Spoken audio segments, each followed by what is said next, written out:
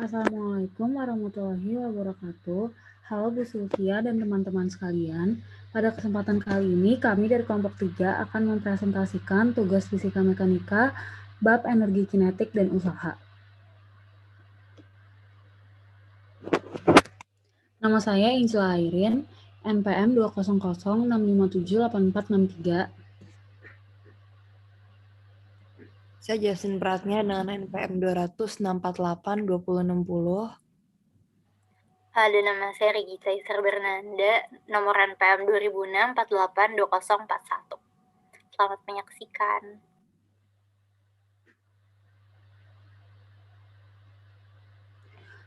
Berikut adalah outline presentasi yang akan kami jelaskan pada kesempatan kali ini.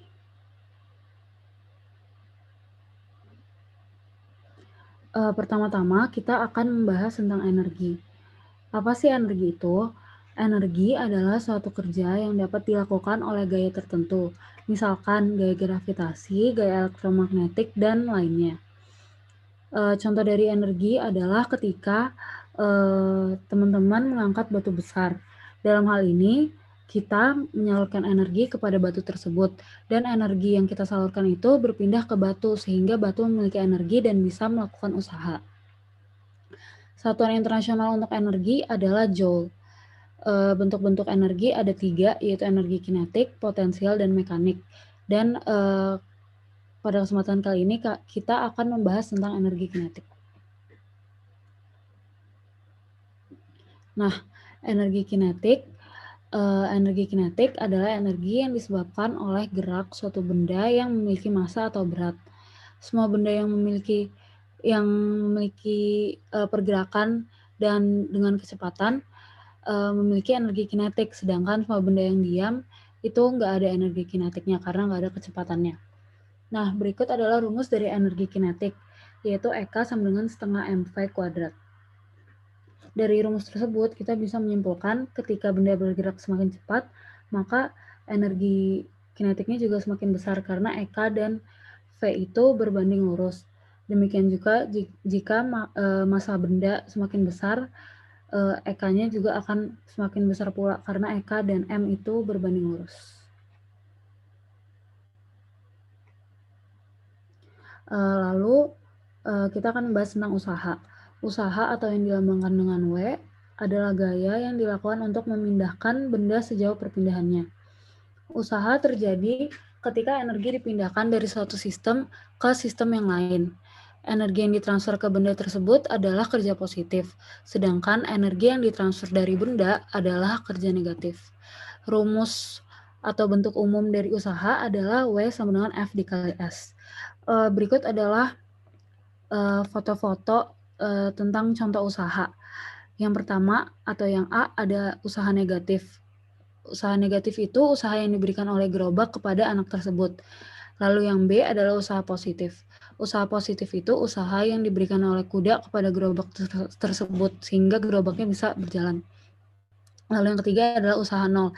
Di saat seorang anak mendorong tembok, di situ tembok tidak dapat terdorong, maka usaha yang dihasilkan adalah nol. Selanjutnya, saya akan menjelaskan penjelasan mengenai hubungan antara usaha dengan energi kinetik. Nah, seperti yang kita ketahui bersama, hukum kedua dari hukum Newton itu adalah F sama dengan M kali A. Nah, kemudian dan seperti yang kita ketahui bersama juga, rumus dari gerak lurus berubah beraturan itu adalah V kuadrat sama dengan V0 kuadrat tambah 2A dikali X min X0. Nah, untuk X min X0 ini bisa kita inisialkan dengan inisial lain yaitu D atau perpindahan. Nah, jadinya kita bisa turunkan rumus ini jadi yang ini, V kuadrat sama dengan V0 kuadrat tambah 2AX kali D. Kemudian setelah kita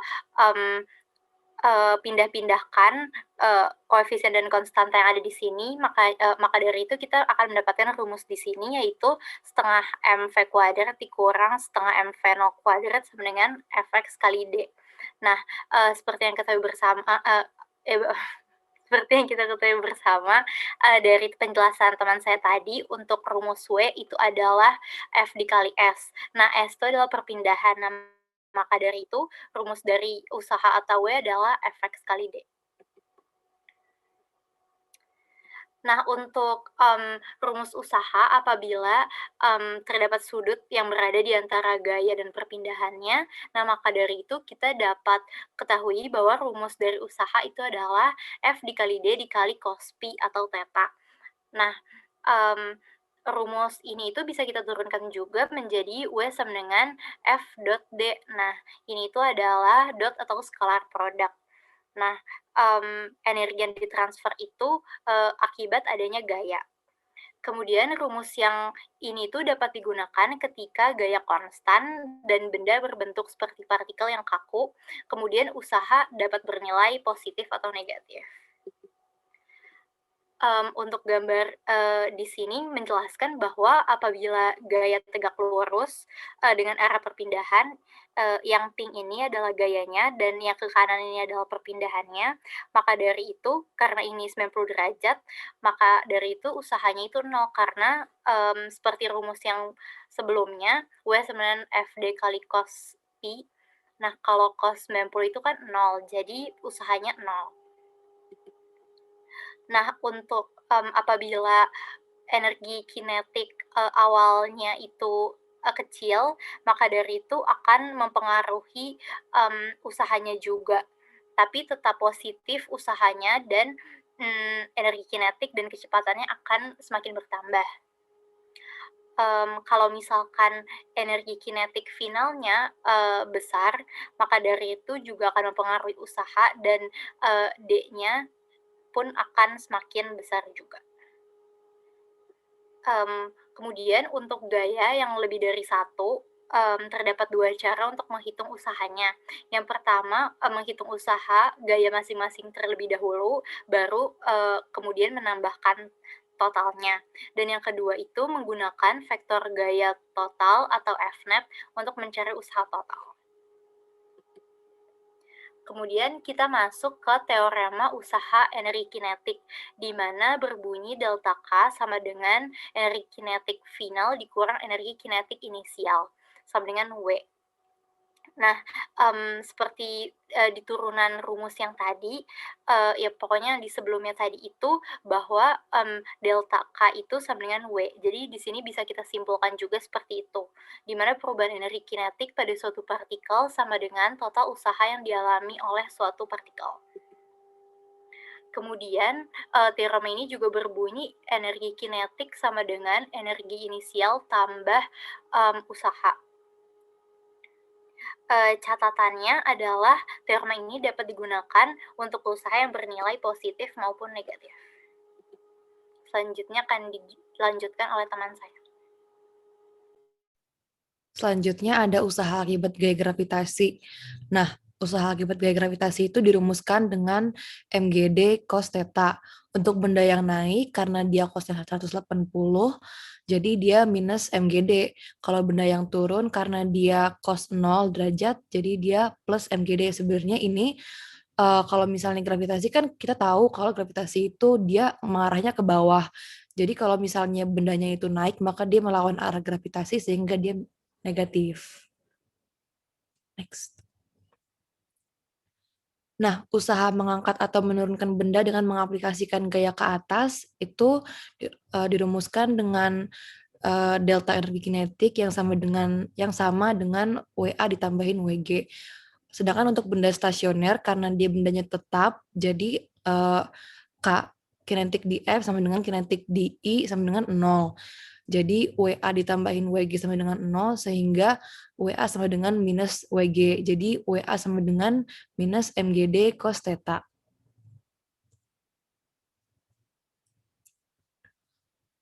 Usaha akibat gravitasi ini juga kalau misalnya dia does the positive work-nya itu ke atas, maka dia upward displacement, sedangkan kalau dia positive work-nya ke bawah, maka dia downward displacement.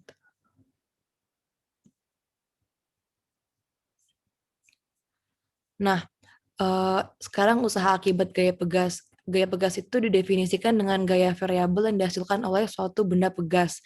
Pada hukum Hooke itu dirumuskan dengan memuat tanda negatif karena gayanya itu selalu berlawanan dengan arah perpindahan. Misalnya kalau kita main jungkat-jungkit, itu kalau kita nekanin badan kita ke bawah, kita bakal mantul ke atas kan. Makanya itu karena berlawanan dengan arah, berlawanan dengan arahnya jadi kita negatif. Rumusnya sendiri itu minus KD, sedangkan untuk sepanjang sumbu X, maka dia minus KX. Nah, ini contohnya, gambarannya, kalau misalnya kita nggak ngasih gaya apa-apa, dia juga nggak bakal bergerak. Sedangkan kalau misalnya kita narik, dia bakal narik nih X-nya positif, maka dia bakal mantul ke Fx negatif. Sedangkan kalau kita dorong dia X-nya negatif, maka arahnya akan berlawanan jadi Fx positif. Usaha akibat gaya pegas ini, jadi karena tadi kita ketahui kalau misalnya ini tuh berlawanan arah, jadi usaha untuk gaya pegasnya sendiri itu integral dari minus fx dx. Jadi setengah kxi kuadrat minus setengah kxf kuadrat. Nah, untuk posisi inisial atau posisi awal, itu karena dia xi-nya sama dengan 0, jadi rumusnya itu minus setengah kx kuadrat. Kalau energi kinetik inisial sama dengan energi kinetik final, maka kembali ke rumus awal, yaitu perubahan energi kinetik sama dengan WA ditambahin WS. Apabila benda menempel pada pegas stasioner sebelum dan sudah perpindahan, maka WA sama dengan WS, yaitu usaha pada benda sama dengan minus usaha pada pegas.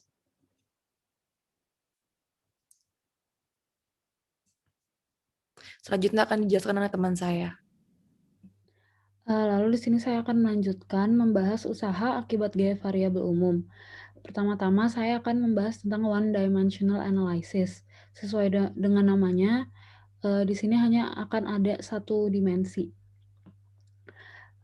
Gaya yang kita hadapi setiap hari sebagian besar bersifat variabel yang didefinisikan sebagai gaya variabel. Suatu gaya dikatakan melakukan pekerjaan pada suatu sistem jika ada perpindahan dalam sistem tersebut setelah penerapan gaya ke arah gaya.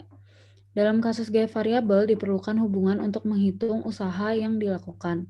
Nah, seperti yang udah kita bahas di slide sebelumnya, rumus usaha itu kan W sama dengan F dikali delta X atau F dikali S. Delta X sama S itu sama aja.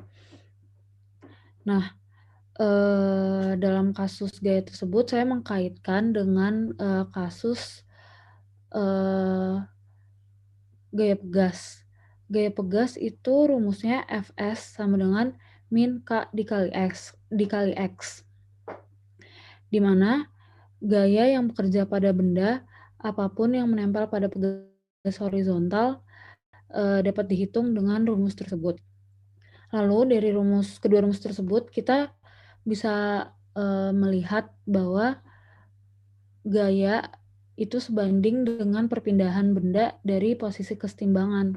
Jadi F itu sebanding dengan X atau sebanding dengan S perpindahannya.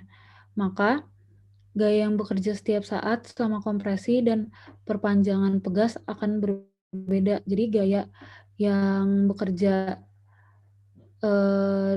dalam X masing-masing itu bakalan berbeda. Jadi dapat disimpulkan kontribusi kecil atau besar dari usaha yang dilakukan atau W yang dilakukan selama setiap saat akan dihitung untuk menghitung total usaha yang akan dilakukan. Nah, jadi rumus akhirnya tuh kita dapat W sama dengan integral XI menuju XF Fx dx. Lalu yang kedua ada three-dimensional analysis. Ini sama kayak tadi, tapi ada 3 dimensi, yaitu X, Y, dan Z. Lalu yang ketiga ada work kinetic energy theorem with variable force. Di sini kita akan mengkaitkan dengan energi kinetik. Sehingga W sama dengan integral VI menuju VF MF DF dapat dijabarkan lebih lanjut menjadi setengah MVF kuadrat dikurang setengah MVI kuadrat, di mana setengah MV itu kan rumus dari energi kinetik. Jadi dapat kita sederhanakan lagi, W sama dengan KF atau energi kinetik akhir dikurang KI atau energi kinetik awal, sehingga W sama dengan delta K. Lalu yang terakhir adalah daya. Daya adalah tingkat di mana suatu gaya bekerja. Satuan internasionalnya adalah 1 watt sama dengan 1 joule per second yang akan kita bahas lebih lanjut di slide selanjutnya. Di sini ada 2 rumus. Yang pertama rumus daya rata-rata atau P average. P average sama dengan W per delta T. Dan yang kedua rumus daya sesaat, yaitu P sama dengan turunan dari W terhadap T. Lalu ini adalah rumus daya ketika gaya dan arah kecepatan membentuk sudut, di mana P sama dengan turunan W terhadap T sama dengan W cos theta dx per dt. Lalu bisa kita lihat di sini di elaborasi lebih lanjut sehingga didapat rumus akhirnya yaitu P sama dengan F dikali V.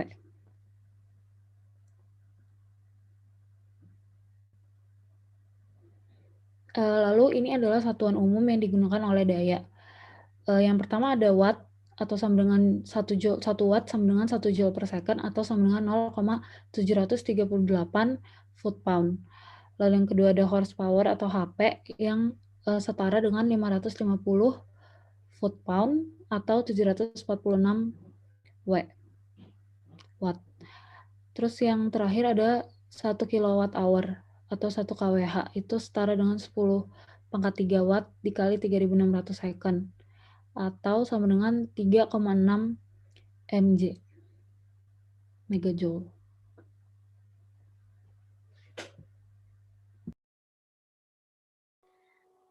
Selanjutnya kita masuk ke pembahasan soal mengenai usaha dan energi kinetik yang pertama.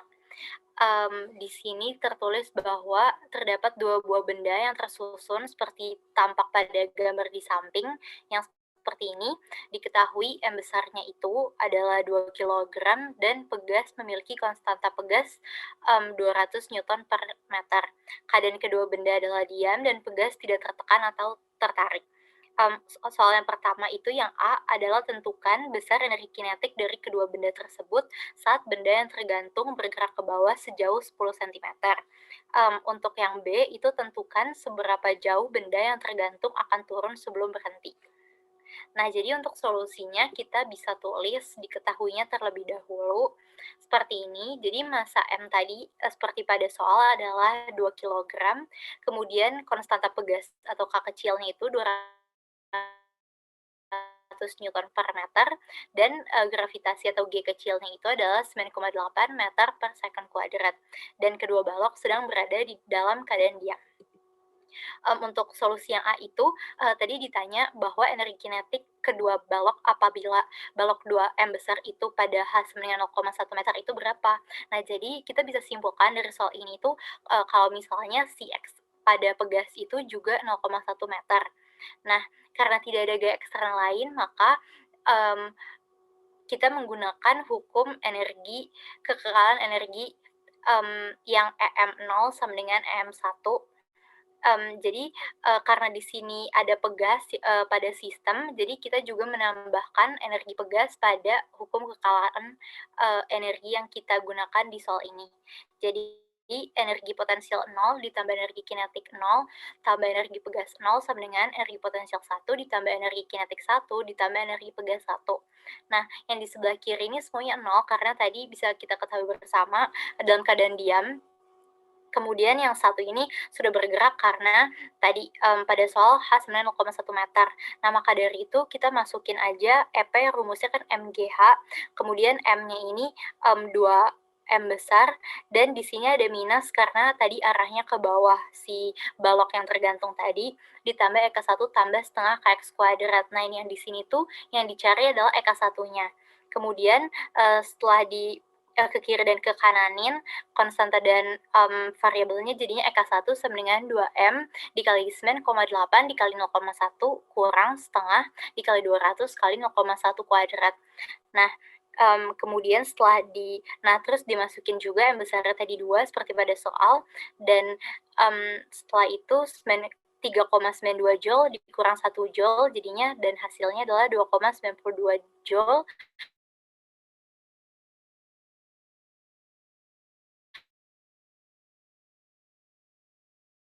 yang kinetung tadi itu pada H sama dengan 0,1 meter, itu energi kinetiknya adalah 3 Joule. Kemudian untuk yang B, pertanyaannya adalah Y balok atau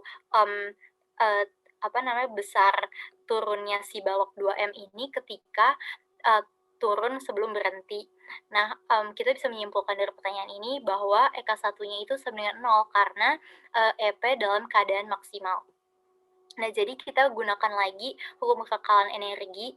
Kita masukin lagi EP0 tambah EK0 tambah EP gas 0 sama dengan EP1 tambah EK1 tambah EP gas 1. Nah, kita masukin aja nilai-nilainya. Nah, jadi yang di kiri ini semuanya 0 sama dengan 2mg min Y. Nah, ini kembali lagi pakai min karena ke bawah berlawanan arah dengan arah gerak si talinya pada sistem itu. Ditambah 0 tambah setengah KY kuadrat. Nah, terus jadi setengah KY kuadrat sama dengan 2M dikali G dikali Y. Nah, kita cari Y-nya, Y sama dengan 4mg per K. Nah, kita masukin, terus nilai M dan G-nya seperti pada soal, Y sama dengan 4 dikali 2 dikali 9,8 per 200. Jadi, nilai dari Y adalah 0,392 meter yang dibulatkan ke atas sebesar 0,4 meter jadinya. Jadi, balok 2M itu akan turun 0,4 meter sebelum ia akan berhenti.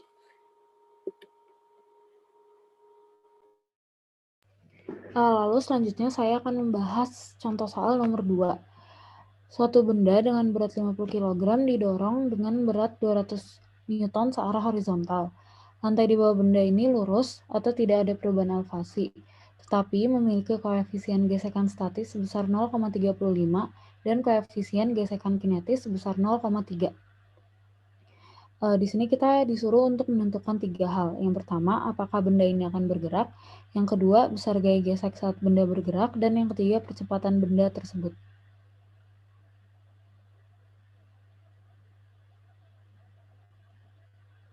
Pertama-tama kita akan mencatat yang diketahui terlebih dahulu. M-nya adalah 50 kg, F-nya adalah 200 Newton, koefisien gesekan statisnya 0,35, koefisien gesekan kinetisnya 0,3. Yang ditanya, apakah benda akan bergerak, besar gaya gesek saat benda bergerak, dan yang terakhir percepatan benda tersebut. Untuk yang pertama, karena kita ditanya apakah benda akan bergerak, maka kita lihat koefisien gaya gesek statis benda tersebut. Ini adalah gaya gesek yang perlu dilawan agar benda itu bisa bergerak, di mana gaya gesek statis itu rumusnya mg dikali mu s, di mana m-nya 50 dikali g-nya 9,8 dikali 0,35 itu mu s yang telah diketahui. Kita dapat di sini hasilnya 171,675 Newton.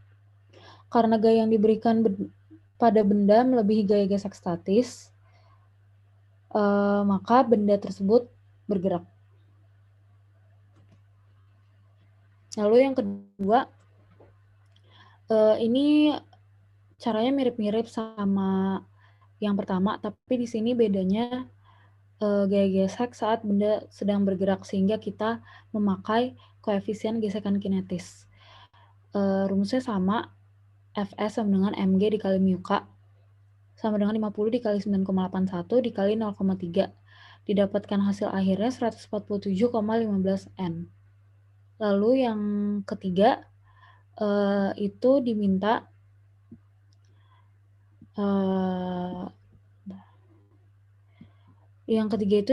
percepatan benda. Kita bisa mencari dengan rumus seperti ini, F dikurang Fs sama dengan M dikali A, di mana F-nya 200, Fs-nya 147,15, M-nya 50, dan A-nya yang dicari.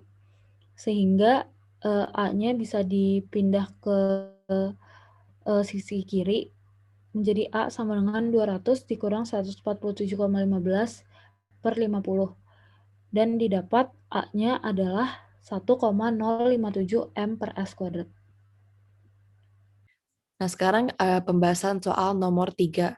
Soalnya yaitu satu-satunya gaya yang bekerja pada benda seberat 2 kilo saat bergerak di sepanjang sumbu X positif memiliki komponen X, Fx sama dengan min 6X Newton dengan X dalam meter.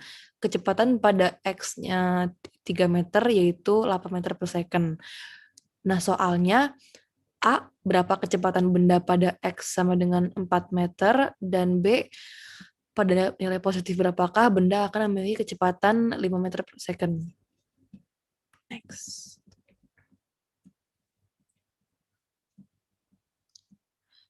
Nah, dari soal kita ketahui kalau masanya itu 2 kilo, Fx-nya itu min 6x, Xi atau X awalnya itu 3 meter, dan Vi atau kecepatan awalnya itu 8 meter per second. Pada A ditanya kecepatan saat XF 4 meter.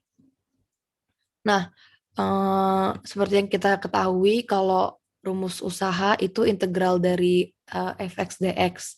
Maka usaha sama dengan integral dari min 6x. Integral dari min 6x itu kan min 3x kuadrat. Nah, jadi kita tinggal masukin nih, min 3 x-nya kita ganti jadi xf sama xi, jadi min 3 xf kuadrat minus xi kuadrat. Jadi hasilnya itu usahanya sama dengan minus 21 joule. Nah, rumus usaha yang lainnya itu ada min setengah M Vf kuadrat minus Vi kuadrat. Nah, ini tuh kita pakai untuk mengetahui berapa kecepatannya. Nah, kecepatannya itu si Vf ini kita tinggal substitusi. Jadi Vf sama dengan 2W per M ditambahin Vi kuadrat. Jadi akar 2 dikali minus 21 joule per 2 kilo ditambah 8 meter per second kuadrat. Nah, jadi kecepatan di F itu 6,6 meter per second.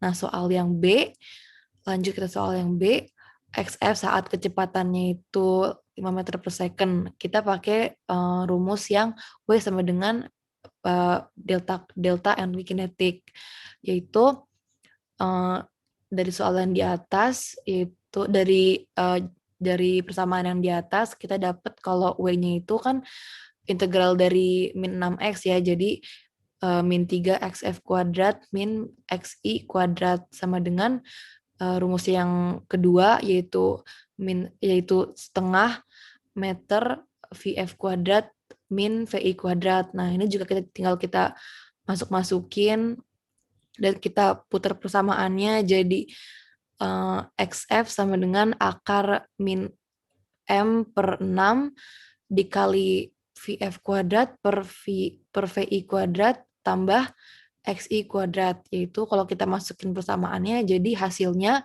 XF-nya itu 4,7 meter. Terima kasih atas perhatiannya. Sekian presentasi dari kami. Mohon maaf jika ada kesalahan.